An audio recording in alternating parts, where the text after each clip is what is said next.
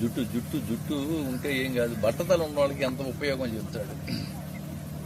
తలను నిరాశడు తగులాట ఉండదు, క్షౌరశాలకు వెళ్ళు కర్మ లేదు. పేలు కొంపలు గట్టు పెను బాధ తప్పును, చుండ్రు బాధలు తప్పి సుఖము కల్గు. పెళ్ళాము కోపాన పెనుగులాడెడు వేళ, జుట్టింత దొరకదు పట్టుకొనగా. అద్దము దువ్వెనల అవసరమే లేదు, పరవనితలు వెంట పడుట కల్ల.